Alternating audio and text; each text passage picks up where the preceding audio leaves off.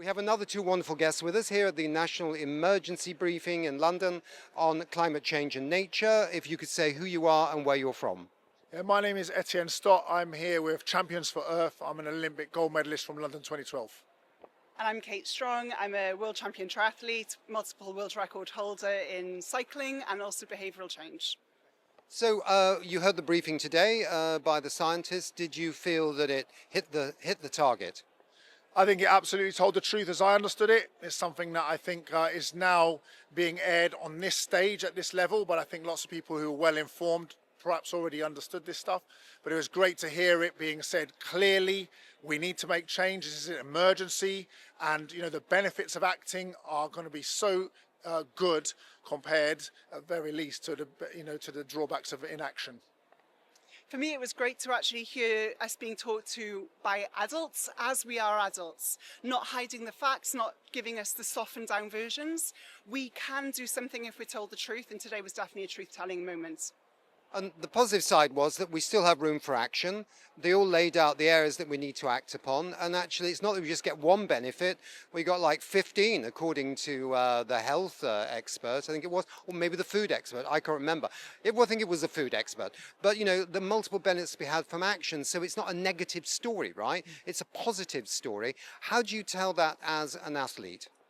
Well, the thing is, we know that sports has this incredible power to communicate to people across the world, across boundaries, and sport unfortunately is conveying very often negative behaviours, is riven with fossil fuel and high polluting sponsorships, and is actually the power of sport is being used by the bad guys to delay action, to spread misinformation and disinformation. So we need to actually reclaim the space of sport and use the power of sport to tell a positive story and use the sporting mindset, rising to challenges, taking on difficult situations truthfully. That's exactly what sports people do all the time.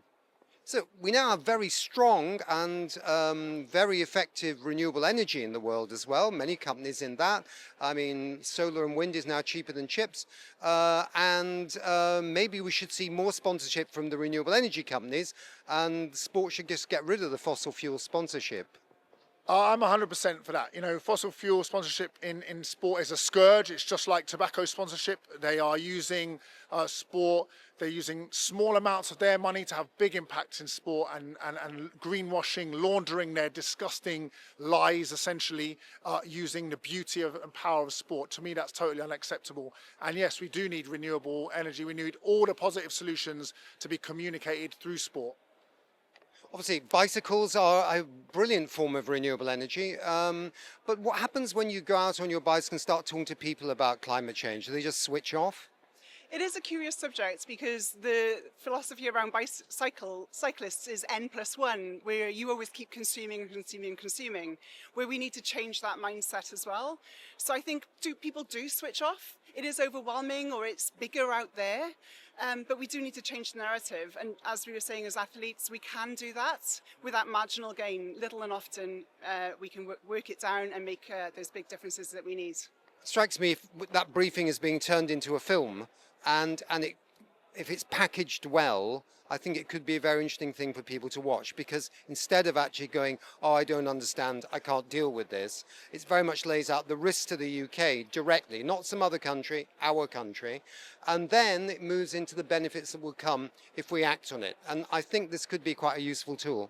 You're completely right. Isn't it amazing, though? What if every politician told us the truth? This is what the documentary will tell us. It will tell us what we're not being told behind the scenes, so we can ask those clear questions and actually refute when we're getting those misinformation responses.